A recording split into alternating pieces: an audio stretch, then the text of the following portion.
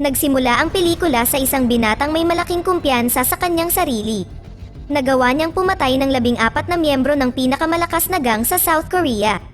Ngunit lumalabas na iyon ay isang paglalarawan lamang ng nangyari 23 taon na ang nakakaraan.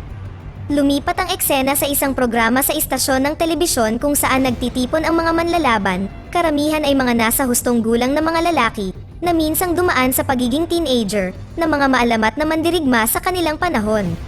Sa programang ito sa telebisyon, ang misyon o panuntunan ay ang mga kalahok ay dapat magawang patumbahin ang mga profesional na mandirigma. Matapos manalo sa round na iyon, ang susunod na event ay para sa mga kwalipikadong kalahok at muling paglalabanin hanggang matira ang pinakamalakas na manlalaban na siyang makakakuha ng $20,000 na premyong pera. Nagbago muli ang eksena at lumipat sa isang simpleng homemade noodle restaurant na pag-aari ng isang 43 taong gulang na lalaki. Ang kanyang pangalan ay Im Do-kyu. Noong siya ay nasa paaralan, siya ay isang mag-aaral na atleta sa boxing at naglalayong lumahok sa kompetisyon sa Olympic. Gayunpaman, dahil sa ilang problema niya noong panahong iyon, huminto si Im Do-kyu sa pagiging student athlete at sa halip ay naging street fighter. Isang producer na nagngangalang Hong Gi-yumin ang dumating sa restaurant at sinubukang hikayatin si Im Do-kyu. Sa iba't ibang paraan, ipinaliwanag ni Gi-yumin ang tungkol sa kanyang palabas. Ngunit tumanggi pa rin si Im Do-kyu dahil hindi na siya interesadong makipaglaban. Ngunit nang banggitin ni Gi-yumin ang ingranding premyo ng pera kung manalo siya sa event, nagsimulang mag-alinlangan si Im Do-kyu at nagkaroon ng interes na sumali sa event. Pagkatapos ng kanilang pag-uusap, pumunta si Im Do-kyu sa bahay ng kanyang biyenan. Doon siya nakatira kasama ang kanyang anak na si Sobon at gayon din ang kanyang biyenan. Namatay ang kanyang asawa ilang taon na ang nakararaan. Habang kumakain, nakita ni Im Do-kyu si Sobon at pinayuhan ang dalagita kung bakit siya nagmumuni-muni. Kinabukasan, tinawag ng school si Im Do-kyu dahil sinaksak ni Sobon ang kanyang kaklase. Sa wakas ay napilitang lumuhad si Im Do-kyu sa harap ng guro ng paaralan at sa biktima. Nangako rin siyang babayaran ang lahat ng bayarin sa ospital. Nang makita ang kanyang ama na gumawa ng ganoong pangako, malinaw na hindi pumayag si Sobon. Alam ni Sobon na walang sapat na pera ang kanyang ama para bayaran ang lahat ng bayarin sa ospital na ito. Sa wakas, dahil sa pangyayaring ito, pumayag si Im Do-kyu na lumahok sa event na inalok ni Gi-yumin. Sa ibang lugar, inimbitahan din ng producer na si Gi-yumin ang dating kaibigan ni Im Do-kyu, na dating street fighter, pati na rin ang karibal ni Im Do-kyu, na lumahok sa palabas sa TV. Ang pangalan ng lalaki ay Lee Sang-hun, pero halatang tinanggihan agad ni Sang-hun ang alok.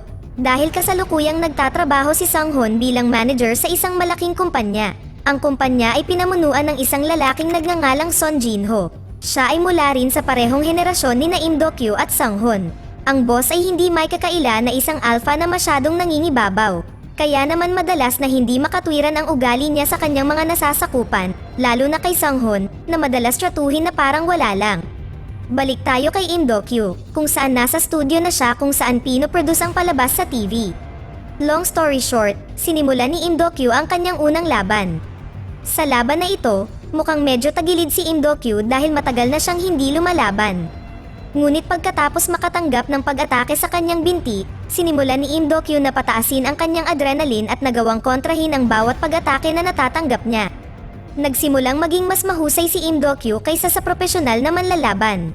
Natulala ang mga taong nanonood. Hindi nakaimik ang producer na si Gi-yumin dahil si Im Do-kyu ang unang taong nakatalo sa isang profesional na manlalaban sa palabas. Pagkatapos noon ay dumating ang susunod na round, ang final round. Sa pagkakataong ito, haharapin ni Im Do-kyu ang nanalo sa iba pang laban sa nakaraang round. Ang kanyang susunod na kalaban ay si Shin Ji-suk na naging dating kaibigan noong siya ay isang street fighter sa paaralan. Magsisimula na ang labanan, gayunpaman, sa gitna ng kaguluhan ng laban, pinunit ni Shin Ji-suk ang kanyang damit at nailantad ang mga tato na natatakpan ng kanyang buong katawan. Kaagad pagkatapos noon, itinigil ni Gi-yumin bilang producer ang proseso ng shooting. Dahil ayaw ni Gi-yumin ng anumang hidden promotion ng gang sa pamamagitan ng tato sa kanyang TV program. Siyempre, ayaw ng producer na mapanood ito ng publiko. Matapos maisuot ni Shin Ji-suk ang mga damit, nagpatuloy ang laban. Sa huli, si Im Do-kyu ang nagwagi at naging kampyon ng kaganapan. Ang premyo na $20,000 ay matagumpay na nakuha ni Im Do-kyu. Muling nag-alok ang producer na si Gyumin para kay Im Do-kyu na makasama sa mga susunod na yugto bilang defending champion. Pero syempre, tumanggi si Im Do-kyu dahil pakiramdam niya ay sapat na ang premyong pera para mabayaran ang mga gastusin sa pagpapagamot ng kaibigan ng kanyang anak sa ospital. Nang pauwi na si Im Do-kyu, nadaanan niya si Shin Ji-sok sa gilid ng kalsada. Lumapit si Im Do-kyu kay Shin Ji-sok at naganap ang isang pag-uusap. Sa wakas ay nagsimula na silang mag-usap tungkol sa kwento ng kanilang nakaraan. Ang kwento pagkatapos ay tumalon pabalik sa 25 taon na ang nakakaraan. Noong high school students pa sila. Noong panahong iyon, si Im Do-kyu ay isang student athlete na determinadong kumakatawan sa South Korea sa Student Olympics boxing event. Halos araw-araw siyang nagsasanay sa bawat oras at minuto upang matupad ang kanyang pangarap. Isang araw, nang huli siyang umuwi mula sa pagsasanay, hindi sinasadyang nakita ni Im Do-kyu ang kanyang mga junior na binubuli ng isang grupo ng mga batang lalaki sa balcony. Dahil hindi na niya kayang panoorin ang kanyang mga junior na binubugbog ng mga kalaban ng paaralan, sa wakas ay tinulungan ni Im Do-kyu ang kanyang mga junior. Ang isa sa mga siga ay lumalabas na walang iba kundi si Shin Ji-sok. Ito ang unang pagkakataong nagkita sina Im Do-kyu at Shin Ji-sok. Malinaw na ang lahat ng mga punk, kabilang si Shin Ji-sok ay natalo ni Im Do-kyu. Sa wakas ay nailigtas ni Im Do-kyu ang kanyang mga junior. Kinabukasan, sa school, habang natutulog si Im Do-kyu sa klase, naabala siya sa presensya ni na Sung-hoon at Jin-ho. Dumating silang dalawa hindi para lumaban, kundi para purihin ang katapangan ni Im Do-kyu sa kanyang mga aksyon. Kasabay nito, nagkakagulo sa labas ng classroom. Napag-alaman na naroon pala si Shin Ji-sok na may dalang brick na pumasok sa paaralan upang hamunin si Im Do-kyu. Hindi pa rin pala tinanggap ni Shin Ji-sok ang pagkatalo niya kagabi. Gayunpaman, si Sung-hoon, na noon ay pinuno ng gang ng paaralan, ang tumanggap sa hamon ni Shin Ji-sok. Agad namang umatake ang dalawa gamit ang mga flying kicks na parang taekwondo at agad na nagbago ang kwento. Sina Im Do-kyu, Sung-hoon, at Jin-ho ay nagkakaroon ng outing sa parke.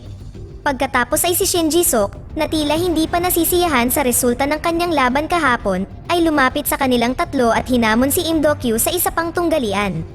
Dahil ayaw niyang ilabas ang mga bagay-bagay, inalok ni Im Do-kyu na bugbugin ang sarili at manahimik na lang siya, para sa halip ay matapos na ito kaagad. Nang matapos ito, inimbitahan ni Im Do-kyu si Shin Ji-sok na sumali sa kanilang pagkakaibigan. Dito nagsimula ang kwento ng kanilang pagkakaibigan.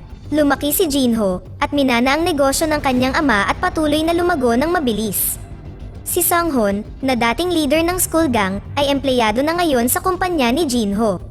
Sa kasalukuyan, pagkatapos manalo sa palabas sa TV, naging tanyag si Im Do-kyu at nagsimulang makilala ng marami. Ang kanyang mabilis na pagtaas ng kasikatan ay nakaapekto sa kanyang negosyo sa restaurant, na dati bago siya nag-viral ay palaging walang mga customer. Ngunit ngayon, ito ay napakasikip dahil sa patuloy na pagdagsa. Isang pag-uusap ang naganap sa kusina sa pagitan ni Im Do-kyu at ng kanyang biyenan habang inihahanda ang pagkain na in-order ng mga nagsisiksikang customer. Dumating ang usapan na hindi na kailangan ni Im Do-kyu na mag-training dahil hindi na siya sasali sa TV show na nagpasikat sa kanya. Pero sa hindi inaasahan, sinabihan siya ng kanyang biyenan na ituloy ang pagsali sa show. Ang simpleng dahilan pala ay upang manatiling sikat si Im Do-kyu at para manatiling busy ang restaurant nila gaya ng nangyayari ngayon. Pagkatapos ng kanyang trabaho sa restaurant, bumili si Im Do-kyu ng isang iPad bilang regalo para sa kanyang anak na babae. Si Soban ay may talento sa sining, lalo na sa pagguhit. Kaya't sadyang binilhan siya ni Im Do-kyu ng iPad para ma-practice ni Soban ang kanyang talento. Nang magkaroon ng quality time ang mag-ama sa isang restaurant, biglang dumating ang isang pulutong ng mga batang mag-aaral na tila iniidolo si Im Do-kyu dahil sa palabas sa TV. Nang makita ni Soban ang siksikan ng mga estudyante, bigla siyang nahiya at tumutok agad sa iPad. Sa sumunod na ilang linggo, patuloy na itinampok si Im Do-kyu sa palabas habang pinapanatili ni Im Do-kyu ang kanyang posisyon at nanatiling walang talo. Ang ratings ng palabas ay patuloy na tumaas at ito ay lumago sa katanyagan sa buong bansa. Maging ang mga dati niyang kaibigan na sina Sung-hoon at Jin-ho ay nanood ng kanyang mga laban at natuwa. Pagkatapos ng laban, dumalo si Im Do-kyu sa kanyang school reunion. Doon, tinanggap si Im Do-kyu at pinakitunguhan ng maayos. Sa katunayan, si Im Do-kyu ay binati ng lahat para sa kanyang tagumpay sa palabas sa TV. Gayunpaman, ang sitwasyon ay biglang nagbago Matapos ang isa sa mga dumalo, na kanyang junior, ay nagsalaysay ng nakaraan, noong binubuli sila ng school gang ni Im Do-kyu. Sa wakas ay natigilan si Im Do-kyu nang maalala ang lahat ng pagtrato sa kanya sa oras na iyon. Nag-flashback ang kwento sa nakaraan. Noong si Im Do-kyu ay nagsasanay ng hating gabi, nadatnan niyang pinipigilan ni Sang-hoon ang kanyang mga junior. Sa totoo lang, noong panahong iyon ay hindi nagustuhan ni Im Do-kyu ang mga aksyon ni Sang-hoon na pahirapan ang mga mahihinang tao. Lumipas ang araw, hanggang sa dumating ang araw ng mahalagang laban para kay Im Do-kyu. Kung manalo siya sa laban, kakatawanin ni Im Do-kyu ang South Korea sa Student Olympics. Nakakapanabik ang labanan. Mula sa mga kondisyon sa panahon ng laban, talagang napakalinaw na tiyak na lalabas si Im Do-kyu bilang panalo. Gayunpaman, ang katotohanan ay ganap na naiiba. Itinuring na natalo si Im Do-kyu sa kanyang kalaban, at kinailangang tanggapin na nabigo siyang maging isang Olympic athlete noong 1988. Hindi tinanggap ang resulta. Ang coach ni Im Do-kyu na si Choi ay nagprotesta sa resulta. Hanggang sa ibinuhos niya ang kanyang galit sa harap ng mesa ng mga hurado. Sa katunayan, ang dahilan kung bakit hindi naging kwalipikado si Im Do-kyu ay dahil walang maimpluwensyang background sa pamilya ni Im Do-kyu. Kaya napagdesisyonan na ang kalaban ni Im Do-kyu ay mas may karapatang kumitawan sa South Korea Olympics. Si Im Do-kyu naman ay hindi na napigil ang umiyak. Pakiramdam niya ay nadaya siya sa kinalabasan ng laban. Agad namang sumugod ang tatlong kaibigan niya sa ring para pakalmeyan si Im Do-kyu. Sa wakas ay nasiraan ng loob si Im Do-kyu pagkatapos ng insidenteng iyon, at kinailangang kalimutan ang lahat ng tungkol sa kanyang mga pangarap. Balak siyang pasayahin, dinala siya ng kanyang tatlong kaibigan sa isang bar. Pero tinanggihan sila ng security guard, dahil menor de edad sila. Naiinis pa rin sa panloloko noong araw na iyon, dahil na rin sa pagtanggi sa kanila, na lalong nagpagalit kay Im Do-kyu. Sa huli, hindi napigilan ni Im Do-kyu ang kanyang emosyon at nagkaroon ng away. Hindi tinanggap ang mga kilos ng estudyante, ang tunay na gang doon ay hindi nagawang manahimik, at agad nilang binugbog ang mga kabataan. Kinabukasan, si Im Do-kyu at ang kanyang mga kaibigan ay nagdala ng mga reinforcement pabalik sa gang na bumugbog sa kanila kagabi, at sumiklab ang isa pang away. Nagsimula na ang away sa pagitan ng mga gangster at ng school gang. Nagpatuloy ang bakbakan hanggang sa dumating ang mga pulis. Sa wakas ay naaresto si Im Do-kyu at ang iba pa. Bumalik ang kwento sa kasalukuyan. Makikitang hindi tumitigil ang producer na si Gi-yumin sa pagsisikap na makasali si Sang-hoon sa kanyang TV show upang makaharap si Im Do-kyu. May koneksyon pala ang producer na si Gi-yumin kay Jinho. Sa wakas ay hinikayat ni Gi-yumin si Jinho na sabihin sa kanyang mga nasasakupan na sumali sa palabas sa TV. Pagkatapos noon ay tinawagan ni Jinho si Sang-hoon para pumunta sa kanyang kwarto. Pagkatapos ay sinabi ni Jinho kay Sang-hoon na sumali sa maalamat na kaganapan ng labanan. Sinabi din ni Jinho na gusto niyang makita kung paano lumaban si Im Do-kyu. Nag-aatubili, pumayag si Sang-hoon na lumahok sa kaganapan. Sa ibang lugar, nakita ni Im Do-kyu ang kanyang anak na babae, umuwi si So-bon na magulo at sugatan. Tila binyuli si So-bon ng kanyang mga kaeskwela. Nang tanungin ni Im Do-kyu kung ano ba talaga ang nangyari, umiyak lang si So-bon. Pagkatapos ay sinalubong si Im Do-kyu ng kaibigan ni So-bon, na nagsabi sa kanya na si So-bon ay binugbog ng mga bully sa paaralan. Sa wakas ay pumunta si Im Do-kyu sa bully ng paaralan sa isang parke. Lumalabas na kabilang din sa gang ang babae. Napag-alaman na hindi pa sinaktan si So-bon ang sinuman, ginamit lang siya ng mga ito bilang scapegoat. Kinutya nila si So-bon bilang isang mahiyaing babae at kinuha ang iPad ni Im Do-kyu. Naglakas loob din ang school bully na imbitahan si Im Do-kyu sa isang duel, dahil sikat lang si Im Do-kyu dahil sa palabas sa TV. Siyempre, tinanggihan ni Im Do-kyu ang hamon. Dahil sa pagtanggi na iyon, tinuya ng mga punk sa paaralan at pinahiya si Im Do-kyu. Lumampas na ni Im Do-kyu sa limitasyon ng kanyang pasensya, at sa kalaunan ay isa-isang pinatumba ni Im Do-kyu ang mga punk. Sinadya ng mga babae na kunan ng video si Im Do-kyu na binubugbog ang lahat ng lalaki, na may intensyon na sumikat din sila kapag naging viral ang video. Sa kabutihang palad, nahuli ng isang kakilala ni Im Do-kyu ang kanilang masamang intensyon at hiniling na tanggalin ang video bago ito mag-viral. Matapos malutas ang usapin, umuwi si Im Do-kyu. Pagkatapos ay humingi siya ng tawad sa hindi pagbibigay ng sapat na atensyon sa kanyang anak na babae. Kinabukasan, ipinagpatuloy ni Im Do-kyu ang kanyang pakikipaglaban kay Sang-hoon. Tila masigasig at masaya ang direktor at producer na si Gi-yumin na natupad ang kanilang hiling. Pagdating sa ring at nagsimula na ang laban, Tila nagdadalawang isip na lumaban si Im Do-kyu sa oras na iyon dahil kailangan niyang labanan ang dati niyang kaibigan na si Sang-hun. Pinili ni Im Do-kyu na sumuko at hinayaan si Sang-hun na manalo sa laban. Naging kampyon si Sang-hun kahit na alam niyang sinadya siyang bigyan ni Im Do-kyu ng madaling panalo. Kinabukasan, sa opisina, nakatanggap si Sang-hun ng masiglang pagtanggap at palakpakan mula sa kanyang mga katrabaho dahil sa kanyang tagumpay sa palabas sa TV. Ang amo na si Jinho ay humanga sa pagkapanalo ni Sang-hun, ngunit napagtanto din na sadyang sumuko si Im Do-kyu dahil sa pagkakaibigan. Sinabi ni Jinho na gusto niyang makakita ng totoong laban. Sa wakas ay tinawag ni Jinho ang kanyang mga bantay at sinabihan si Sang-hun na labanan siya. Dahil sobrang sama ng loob ni Sang-hun sa lahat ng ginawa ni Jinho sa kanya, sumigaw si Sang-hun kung bakit isip bata pa rin si Jinho, at pagkatapos ay nagpa siya na umalis sa kumpanya ni Jinho. Bagamat labis na nag-aalala si Sang-hun sa sitwasyon ng kanyang pamilya kung wala siyang kikitain ngayon. Sinubukan ni Sang-hun na ipagpatuloy ang desisyon na ginawa niya. Sa ibang lugar, habang nakikipagpulong sa kanyang mga superior, nag-alok ng bagong ideya ang producer na si Gyumin para tumaas ang ratings ng palabas sa TV.